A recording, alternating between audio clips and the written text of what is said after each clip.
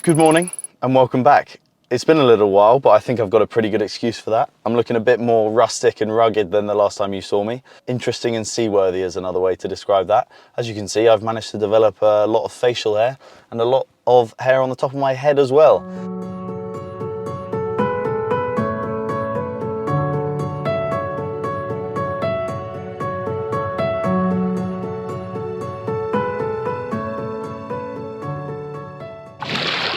Time to smack out another 3-hour shift with Jack, and I'll see you when we make landfall in the Scilly Isles in the early hours of the morning. We've all got about 6 hours more of rowing, the final shift. Boy, does that feel good to say.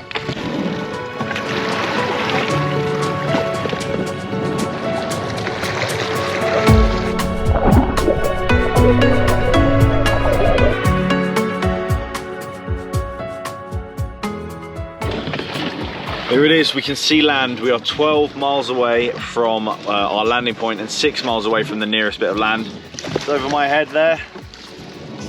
Bishop's Rock we're headed to, which is 6 miles away, and then we've got to work our way through the Scilly Isles, navigate our way through 6 miles of Scilly Isles, that rhymes, in order to get to St Mary's, Hugh in St Mary's, which is where we'll make landfall for the first time. Apparently there's some food waiting for us, so that you'll see our first land food. Sandwiches, who knows what it's going to be. And then we're going for a full English. We're going to get our heads down for maybe 3 hours sleep and then go for a full English in the morning. We're expected to get in around 2 or 3 a.m. local time. One more shift left for me, I believe, and what will be slightly against the current. So we've got to pull hard, give it everything we've got.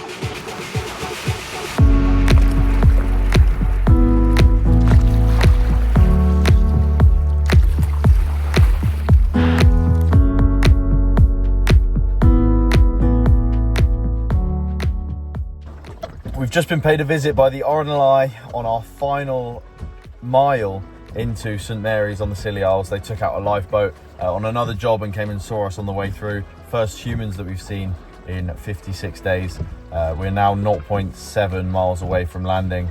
It feels surreal that we're about to finish. It feels so good.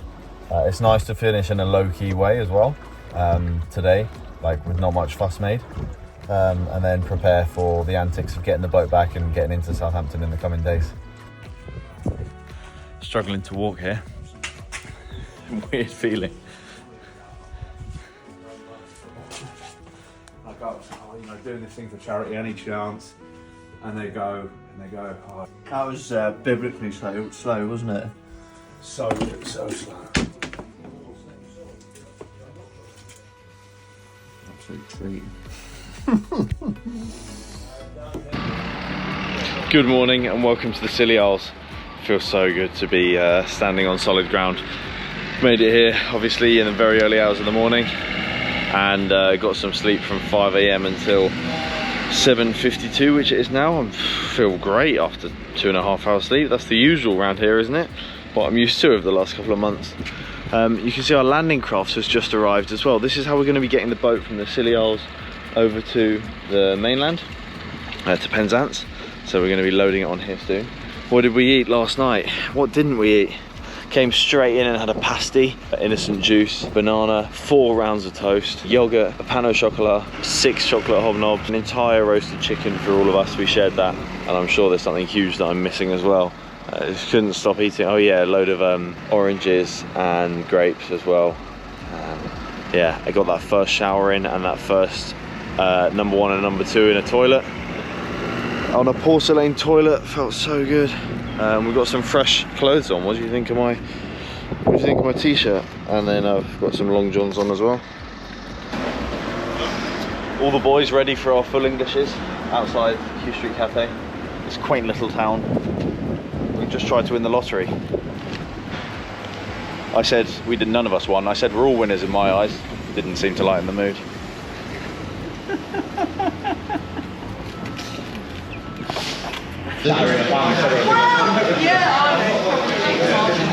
Oh no, congratulations. Thank you so much. I'm in the channel right now. You want a coffee, mate? Just as you guys.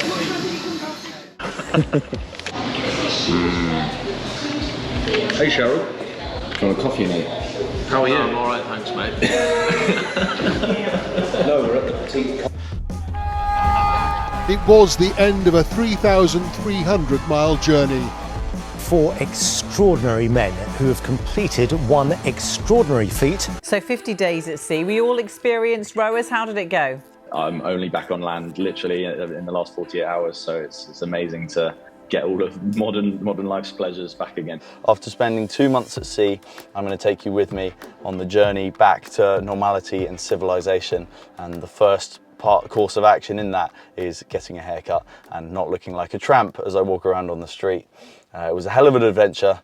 I'm going to tell you all about it, and we are going to rebuild my physique, get back in the gym, get back to full strength, and I'll tell you about what the next challenges are coming up as well. So first and foremost, let's head to the barbers now and then continue with the rest of the day. Right, Tom, back in the chair. How are you? Good, it's been a while. I know. Giving it a wash, don't worry. That's right. Have you actually washed it? Yeah, well long in it. How long was it in the end? 56 days at sea. 56 days. So like 65 between haircuts. Current state of play before. We all had a roast dinner together yesterday as well. Me, I won't go today, but I do want to try it. Getting there. It's getting there. Wow. Very good. I came off the boat at 83 kilograms, which is 7 kilograms less than I started due to being in a calorie deficit despite eating 6,000 calories a day and spending more than 2 months outside of the gym. So, first course of action in terms of reintegration back into life on land was getting back in the gym, and the key here was I started light and I stayed consistent. So lots of food went in, regular training sessions 4 or 5 times a week, and just gradually built up using muscle memory to where I was before. And I got up to 93 kg in that first month, which is actually 3 kilograms heavier than I'd ever been before. 3 kilograms of fat extra, no less. And I just couldn't stop eating. I continued my eating habits of 6,000 calories a day, even though I was back on land, because my body was just in this state of shock and wanted to get as much fuel in as possible. After 3 weeks of 6,000 calories a day, I started to taper it down and regained control once more. My body and brain finally realized we didn't need to keep eating that many calories, so I sharpened up, cleaned up the diet, and continued to rebuild my strength over the following weeks. I also spent the time catching up with friends and loved ones, got out in the mountains, did a corporate speaking event, and also did a load of interviews, as you might have seen. The 3 of us, all from different backgrounds, all crazy enough to take this challenge on. First of all, how's the body feeling? How are you recovering? Feeling fresh, any excuse to put some nice clothes on after being naked for 2 months straight. Well, I appreciate you not turning up here naked. I don't appreciate you turning up looking smarter than me, but I'll leave that aside. Now, on screen, we're seeing some pictures of you guys. Now, I'll talk more about the row in the future. It was definitely everything I'd hoped for and much more. And it is a real privilege to be out the other side and have learned so many lessons from all of the suffering. Life has been 100 miles an hour since finishing, so I haven't fully unpacked everything yet. But as those lessons continue to come to me, I'll of course continue to share those stories. And if you've not seen the 4-part mini documentary that I released on the row, they are the 4 previous videos before this one, I thoroughly recommend you check them out. They're all about 10 minutes long. My highest high was when I realized that I was at peace in my current situation. Especially when it was going tough, I was like, mate, why are you doing this? Like, are you just trying to massage your own ego? Like, prove how tough you are? You got a girlfriend at home that loves you. And now, you see me, I'm in the UAE on the Arabian Peninsula in the city of Dubai.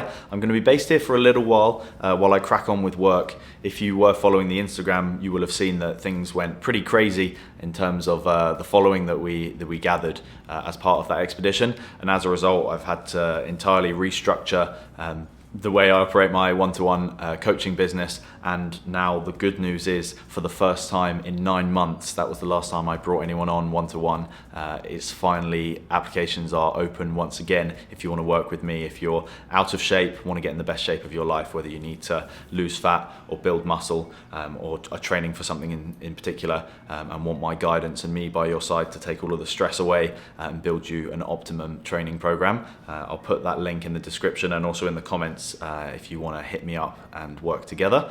And of course, we're back on the move again. So we're out of England, we're moving around the world. There will be another huge adventure on the way, something as big as the row, I'm sure. And so I'm just planning and scheming at the moment, working out exactly what that looks like. So stay tuned for that. And in the meantime, of course, there will be many adventures around the world, a couple of countries that we'll be going to before the year is out.